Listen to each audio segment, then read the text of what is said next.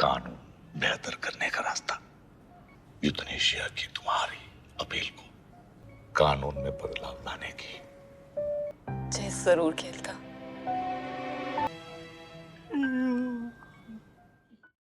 Halo sahabat, Assalamualaikum. Apa kabar? Semoga sehat selalu dan senantiasa berbahagia.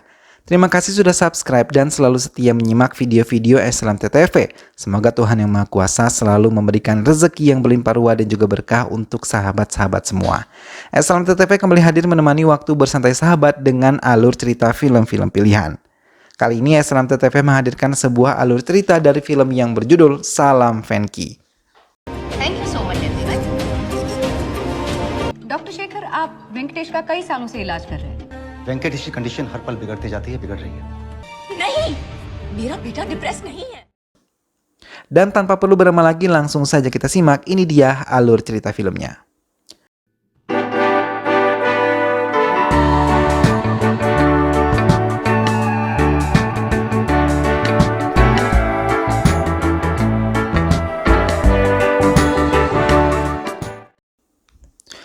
Malam itu derung ambulans membelah malam memasuki area rumah Sanjana. Dengan sigap mereka membawa Venkat keluar dari rumahnya dan langsung melaju kencang ke arah rumah sakit kota. Dari belakang, Sujata yang merupakan ibu dari Venkat terus berlari sambil meneteskan air matanya. Ia tidak sanggup melihat perjuangan putranya untuk bisa hidup sampai saat ini. Dokter Sekar yang biasa menangani Venkat langsung mengambil tindakan setelah bisa membuat Sujata tenang. Tak lama keadaan Venkat berangsur membaik hingga membuat Sujata sedikit tenang. Dokter Sekar yang biasa memanggil Venkat Venky selalu memberikan pertolongan terbaik untuk setiap pasiennya hingga pasiennya merasa tenang. Sujata duduk terdiam di depan ruangan putranya. Ia teringat perkataan dokter pertama kali kalau putranya menderita distrofi otot Duchenne sejak masih kecil yang merupakan penyakit degeneratif, yaitu otot Venky perlahan menjadi lemah dari waktu ke waktu. Ini termasuk penyakit langka dan kelainan genetik. Hingga dokter memutuskan kalau seluruh tubuhnya akan mati di usia 20 tahun dan belum ada obatnya. Kembali air mata Sujata menetes, tapi sedetik kemudian ia terkejut ketika Prasad mantan suaminya duduk persis di sampingnya. Sujata mengusirnya, tapi Prasad menolak karena Venky adalah putranya juga. Pertengkaran pun terjadi, Sujata tetap ingin Prasad pergi dari tempat itu. Venky yang telah berada di ruang rawatnya selalu membuat semua perawat membantunya untuk bisa kembali ke tempat tidurnya. Semua perawat di tempat itu sudah seperti keluarga hingga mengenal betul bagaimana Venkat dan Sujata.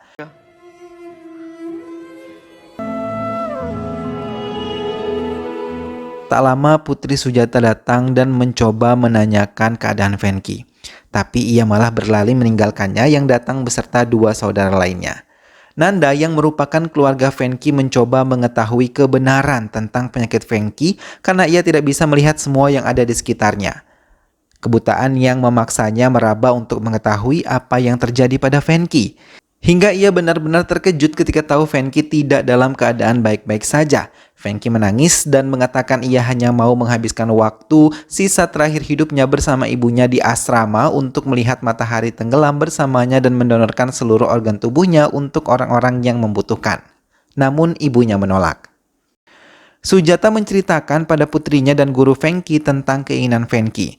Ia mengatakan ia tidak ingin mengabulkannya karena ia tidak sanggup untuk kehilangannya. Bahkan seluruh ibu di dunia pasti tidak sanggup untuk melakukan hal-hal itu. Guruji datang untuk menengok Venky. Ia mencoba memberi semangat pada Venky dan juga Sujata. Venky yang selalu menceritakan tentang kematiannya dicoba ditenangkan oleh guruji yang mendekatinya. 24 साल से तुम्हारी माँ के भीतर है। Sujata tetap memikirkan semua ucapan Venky yang menurutnya menakutkan. Ia benar-benar tidak siap untuk ditinggalkan putranya.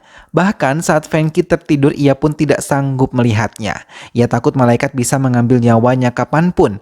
Ia sering menangis seorang diri ketika Venky tidur dan ia ingin pagi cepat datang agar Venky bisa membuka matanya. Alarm dari ruangan Venky berbunyi. Semua perawat di ruangan mereka berhambur melihat keadaan Venky yang kadar oksigennya kini melemah. Sujata hanya diam dan meneteskan air mata hingga akhirnya ia berlari dan mendekati Venky. Ia memeluknya dan mengatakan akan mengabulkan semua keinginan Venky termasuk pendonoran semua organ yang diinginkan oleh Venky. Asal Venky bisa kembali menemaninya sekarang. Seperti keajaiban, kadar oksigen yang semula melemah kini normal kembali. Sujata menghentikan tangisnya bersamaan dengan dokter Sekar yang datang. Sujata menjelaskan kalau ia mengabulkan semua keinginan putranya. Ia mulai belajar untuk ikhlas menerima bila sewaktu-waktu Venky meninggalkannya. Sujata menemui bagian rumah sakit untuk membuat pernyataan tertulis tentang euthanasia. Tapi manajer rumah sakit menolak dan mengatakan kalau euthanasia adalah kejahatan apapun keadaannya. Ia meminta Sujata untuk menjelaskan pada Venky agar tidak melakukan kegiatan yang melanggar hukum.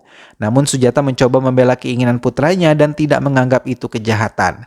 Tapi pihak rumah sakit tetap menolak, bahkan ia memiliki aturan tertulisnya. Sujata pun menentang, ia hanya ingin melakukan apapun yang putranya minta dan ia yang akan memperjuangkan itu walaupun melanggar hukum. Teman halusinasi Sujata kembali datang menemuinya, mencoba mendekati Sujata dan menguatkannya. Sujata kali ini mencoba menerima masukannya karena ia sadar apapun yang telah terjadi pada hubungan mereka. Venky tetaplah putra mereka. Sardu datang dan merasa bingung karena melihat ibunya berbicara seorang diri. Sujata mendatangi pengadilan dan menemui pengacara untuk bisa mengabulkan keinginan putranya. Parvez yang merupakan pengacaranya mengatakan itu sangat sulit dan harus dalam waktu dekat untuk bisa mewujudkan itu semua. Ia pun mendatangi Venky di ruangannya dan mulai membicarakan tentang pendonoran organ yang diinginkan oleh Venky. Mendengar hal itu, Venky mengiyakan semua yang dikatakan pengacara tersebut kepadanya. Pangkes memberitahu rekannya yang bekerja di stasiun televisi Sanjana dan menceritakan semuanya tentang Sujata dan juga Venky. Hal itu pun diangkat menjadi berita yang menyedot perhatian semua orang yang melihat percakapan mereka.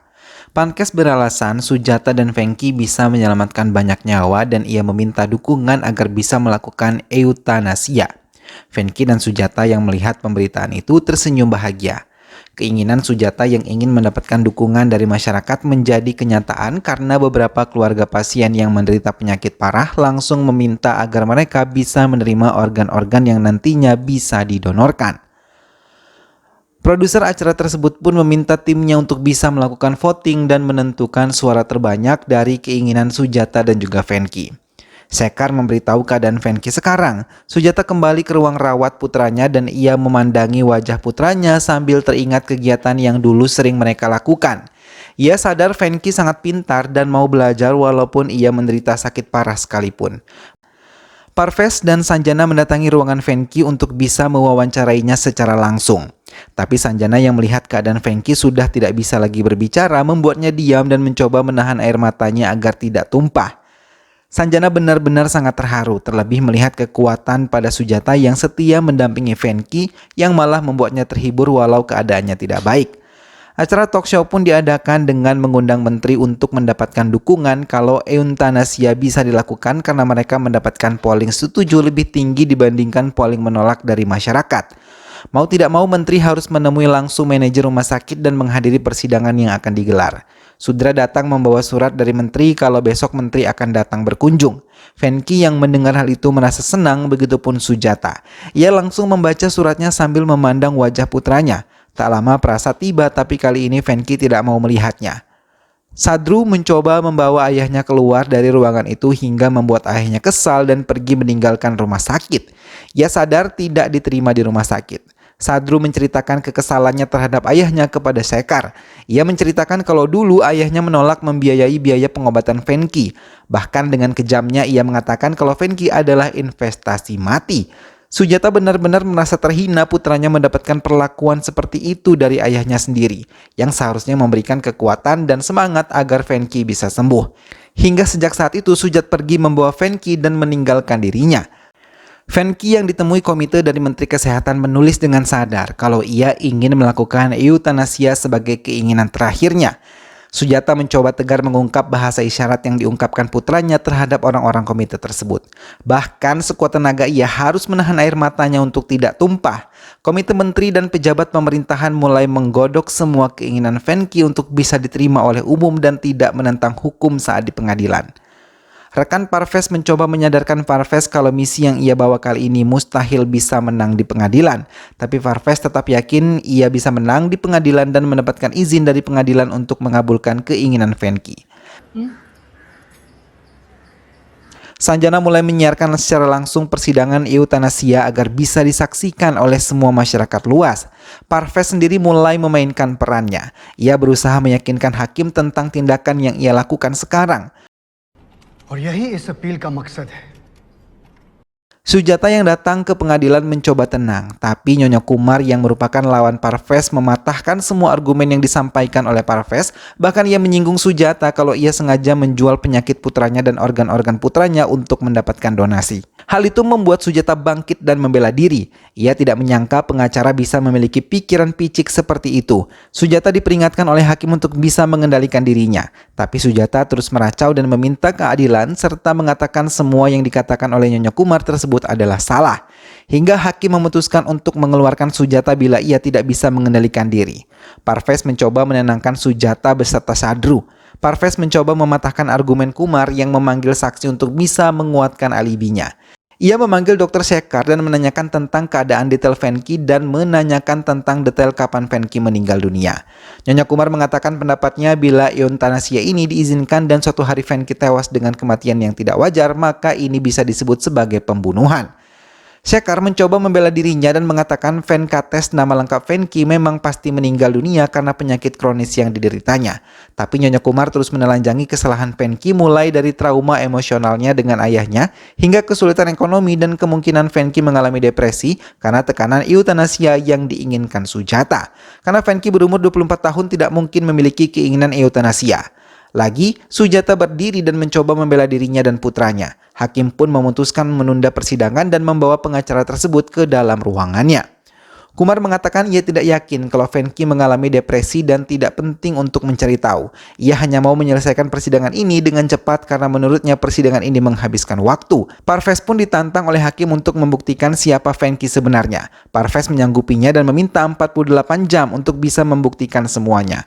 Parvez mengatakan semuanya pada Sanjana dan Sujata tentang tantangan yang diberikan oleh pengadilan untuknya. Sujata dan yang lain meninggalkan pengadilan dan mulai meminta dukungan untuk mengumpulkan semua tentang Venky kepada orang-orang yang dekat dengan Venky hingga ia memutuskan untuk mengambil tindakan eutanasia. Semua pihak mendukungnya, bahkan tidak sama sekali terlihat raut kesedihan di wajah Venky. Malah orang-orang yang merekam semua kegiatan Venky berusaha semaksimal mungkin untuk bisa meneteskan air mata mereka. Terlebih Sanjana berulang kali ia tidak mampu menahan air matanya saat menemui orang-orang yang tahu persis siapa Venky dalam kehidupan mereka. Semua rekaman yang mereka lakukan disiarkan di pengadilan lanjutan, bahkan semua orang mendukung dan hakim mencoba menahan air matanya untuk tidak menetes. Parvez pun mengatakan apakah dari semua video tersebut menunjukkan kalau Venky mengalami depresi. Tak lama Venky pun disiarkan secara langsung melalui saluran video call. Sujata berdiri dan mencoba menerjemahkan semua bahasa isyarat yang dikemukakan oleh Venky. Sambil menahan air matanya untuk tidak mengalir, ia mengungkapkan apa yang diungkapkan Venky melalui bahasa isyarat. Hakim memperhatikan Venky di saluran video call tersebut. Parvez sendiri tidak sanggup melihatnya, bahkan menunduk untuk bisa menahan air matanya untuk tidak jatuh. Semua yang hadir dalam persidangan tersebut menahan haru dan menahan air mata mereka untuk tidak jatuh. Terlebih saat Venky mengungkapkan ia tidak ingin mati dan ia ingin tetap bertahan. Tapi ia sadar ia tidak mampu melawan keganasan penyakitnya. Hingga ia yakin di kehidupan selanjutnya melalui orang lain yang menerima organ-organnya, ia bisa hidup kembali dan mewujudkan mimpinya bisa berlari dan membuat orang lain bahagia. Hakim mencoba mengendalikan diri dan meminta Kumar untuk meminta Kumar mengatakan pendapatnya. Nyonya Kumar pun berdiri dan ia menyatakan mundur dari kasus ini tanpa berbicara panjang lebar. Hingga hakim mengambil keputusan untuk memberitahu hasil dari sidang kali ini esok hari pukul 11 pagi. Hakim pergi meninggalkan persidangan. Sujata yang membersihkan tubuh Venky mencoba kembali menahan tangis ketika Venky meminta izinnya untuk pergi. Sesaat kemudian Sujata tersadar dan meminta Venky untuk bisa bertahan dan tetap menemaninya. Namun lagi-lagi Venky memberi isyarat apa yang akan terjadi setelah ia meninggal dunia. Sujata mengakui ia tidak pernah tahu apa yang terjadi saat mereka telah meninggal dunia. Yang ia tahu kalau Venky pasti tidak lagi merasakan sakit. Sanjana terus melakukan kampanyenya agar masyarakat bisa menerima eutanasia. Hakim yang melihat itu merasa bingung dengan keputusan apa yang akan ia ambil. Karena selama 21 tahun menjadi hakim, ia tidak pernah bingung untuk mengambil keputusan. Hingga istrinya memberikan dukungan kalau semua orang tahu antara perbedaan kebenaran dan kesalahan hingga kebenaran ada di pihak mereka. Hakim Arjun yang mendengar kalimat itu dari istrinya terdiam dan ia mengerti maksud tersembunyi dari pernyataan istrinya tersebut. Hakim Arjun mendatangi rumah sakit dan ia ingin langsung menemui Venky di ruangannya. Melihat Hakim Arjun datang, Venky sedikit terkejut termasuk Sujata. Hakim Arjun duduk di tepi ranjang Venky dan mulai bicara kepadanya. Ia mengatakan pengadilan berhutang banyak pada Venky dan mengatakan kalau Venky telah menunjukkan kepadanya cara ketiga hingga hukum di negara mereka menjadi lebih baik. Tapi Hakim Arjun mengatakan hukum tanah tidak bisa diubah dalam beberapa hari. Hingga dengan berat hati ia mengatakan pengadilan menolak permintaan Venky tentang eutanasia. Venky menarik napasnya dan mulai menangis. Hakim Arjun meminta maaf karena ia tidak bisa mengabulkan keinginan Venky, tapi ia berjanji akan mengubah hukum kalau seseorang berhak hidup bermartabat dan juga harus diberikan hak mutlak untuk mati bermartabat. Sujata memotong pembicaraan hakim dan mengatakan kalau Venky ingin mengucapkan terima kasih. Dan jika ada waktu, ia ingin bermain catur bersama Hakim Arjun. Air mata Hakim Arjun tidak bisa lagi terbendung, terlebih saat tahu sekarang otot-otot wajah Venky tidak lagi berfungsi. Hakim Arjun meninggalkan tempat itu dan menemui Sekar. Kemudian keluar dari rumah sakit tersebut dengan perasaan yang benar-benar kacau. Parvez mau tidak mau mengatakan kalau mereka kalah dan eutanasia ditolak oleh negara. Kabar ini membuat semua orang bersedih. Semua menangis mengetahui tentang kebenaran ini. Sujata yang selalu memegang tangan Venky terkejut ketika telapak putranya bisa bergerak dan wajahnya bisa menengok ke arahnya. Kali ini ia meminta Sujata untuk menyanyi, tapi Sujata menolaknya hingga membuatnya terus memohon. Sujata pun kembali menangis ketika tahu Venky telah dijemput oleh teman ilusi Sujata. Mau tidak mau ia mulai menyanyikan lagu yang sangat disukai oleh Venky. Tak lama Nandini dan Sadru tiba di ruangan itu disusul oleh Sekar dan Suster Clara yang tahu kesehatan Venky benar-benar telah menurun. Sujata tiba-tiba menghentikan nyanyiannya ketika genggaman tangan dari putranya melemah. Semua yang ada di ruangan itu pun mulai menangis dan Sekar menutup kedua mata Venky dengan tangannya. Nandini yang tidak bisa melihat kini bisa melihat bagaimana indahnya dunia ini melalui kedua bola mata yang telah diberikan oleh Venky untuknya. Senyum Nandini merekah saat melihat bagaimana indahnya dunia ini. Sementara Sadru dan Sujata kembali meneteskan air mata memandang laut dari atas menara yang sangat diinginkan oleh Nandini dan juga Venky. Dan film pun selesai.